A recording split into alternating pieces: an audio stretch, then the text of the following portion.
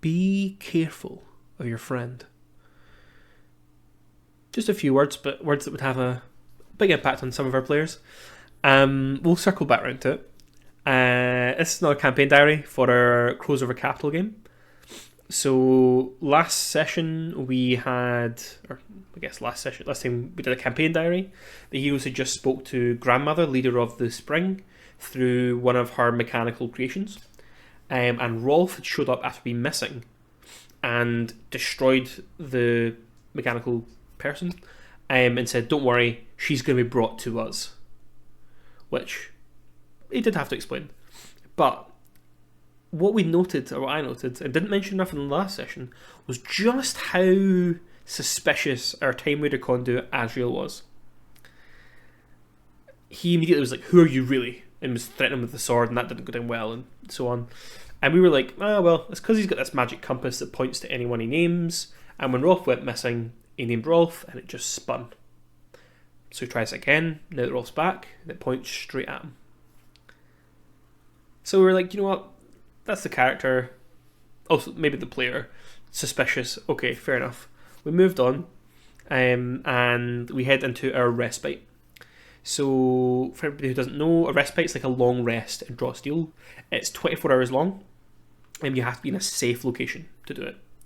You also get one Respite activity, which range from crafting, researching, fishing, cooking, through to like going undercover, which kind of sticks out to me as a bit weird if you have to be in a safe place, but it works. And our heroes mostly decide they want to use their Respite activities to prepare for the next adventure, which is them going to a ball hosted by Lord Kashmir, the guild leader of the Rasp.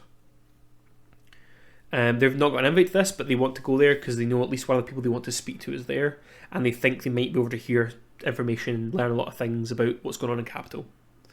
So they started out that way, and Azrael went first, and he has this ability. I think it's like Vivid Dreams or something, and he basically rolls on a Respite. If he rolls well, he gets a vision. If he rolls really well, he gets a minute-long vision.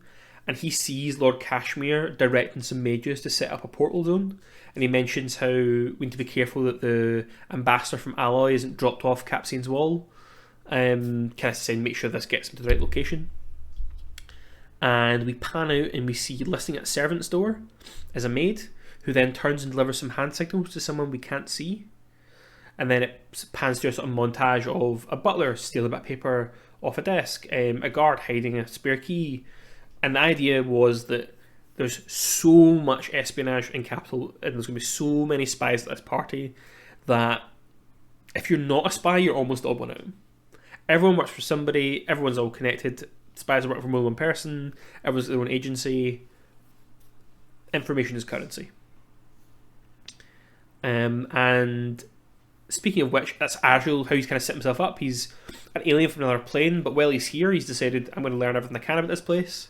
And he's got a lot of criminal contacts. He's set up his own sort of network, and he has an ability that lets him reach out to his criminal contacts and learn a key piece of information. If he rolls really well, it's a really key piece. Unfortunately, he rolled really badly and learned nothing. Bummer, but he kind of put the party on the right track. So Sketch, our Shadow, decides she's going to go undercover in the Rasp and try and work this event, or at least get in before it and scope the place. So she does that, and they're already kind of thinking, well, there's a lot of spies, there's going to be meetings, there's information to hear, where would the meetings be? And it's a big house, but she narrows it down to sort of two places you would go for a really secret meeting. There's one which is kind of in a faraway corner of the house, and no one's going to see you going in there, but there are servants' tunnels in the walls, and you might be overheard. Equally, there's a place right in the middle of the house, in the kind of newer build area, where people see you going in, but there's no servants' tunnels in the walls, so you've got a better chance of keeping what you're talking about secret. Unfortunately, at the end of going undercover, you make a roll. You have a 1 in 4 chance of being caught, and Sketch was caught. Now, normally that would mean the organisation pursues you relentlessly until you can resolve it. But for Sketch, she has a perk that lets her spend an hour disguising herself, and if she does that, no one remembers her face when she's done, when she leaves. So trying to sort of reconcile these two ideas, I said, well, they're not going to pursue you, but if you show up tomorrow and they see you at this party, then they're going to arrest you or grab you. Which kind of means now that if Sketch wants to be there on the premises, she's going to have to sneak in, which is her forte, but it's still an extra layer of challenge didn't know they were going to have to face. Opaline dispatched her retainer Brutus across the city to visit her family and say, do they happen to have any spare invites lying around? Because her family are, well, criminals, but also patrons of the arts, they own their own theatre, the chance of them being invited to an art gala is pretty high. So that's what she's done with that. And she also wanted to use the rest of her time, her own respite activity, to spend time with loved ones, which I think we decided was her like writing letters to her family that Brutus was going to carry, and she got help from that with from Opaline and from her two retainers. So I think the result of the spend time with loved ones is bonus stamina, which she managed to bag, which will always be useful. And finally we had Rolf, our tactician, who also spent some time with Sketch, and he started a few rolls towards that project, so he didn't manage to achieve it, get the bonus stamina, but next respite or the respite after he will, if he keeps working at it. This tied into the event that happened during the session, where the door goes, and Francesca answers it, because she's looking for her missing mother. She has a moment where she's like, what if that's my mum at the door? Unfortunately, it's two war dogs, whom the party have crossed swords with before. But Rolf says, don't worry. The war dogs deposit this dwarven woman on the doorstep and turn to leave. And I reminded Rolf that the people the war dogs work for can help him get things. So he chose that moment to chase after and say to the war dogs, I want a favour from your bosses. I want you to get me an invite to this gig. And I think he may have said, I want them to meet me there, or get me in so we can have a meeting there, or something along those lines. But that obviously immediately put the party going, wait, so you're working with the war dogs? The person you said was these people who are gonna bring grandmother to us, this dwarven woman, they all work for Ajax? And I didn't take a moment to be like, well, who is Ajax to your characters? You guys know who he is, but how the characters view it. He's some conqueror who's probably decades away from coming to capital. He's conquered his own country, he's conquered Vasloria, but he's still fighting Kemhara. And, you know, if he wants to conquer the world, he comes to capital last. So how much do your characters really care? I think is an interesting question. But it was at this point that Asriel was like, that's it, like, Rolf's absolutely working with the bad guys. And Rolf's explained himself, and everyone's doing what they do, and like interrogating him, and he's basically explains what happened to him in the cyst, which basically was given an offer he couldn't refuse. He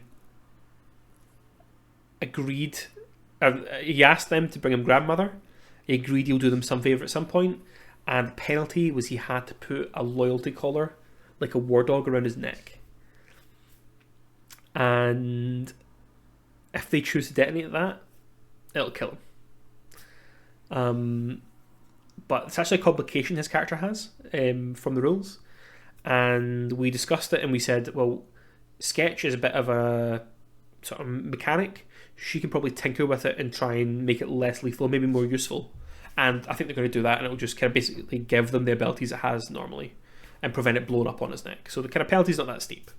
It was more meant to be a test of Rolf than necessarily whether the character's going to die or not. But at this point, Asriel's getting like really agitated, maybe is the word. He says, I have something to confess. And I was like, I have no idea what Asriel's going to confess. And everyone's like, oh no, what's he done? What's he done? God, what's going to happen now?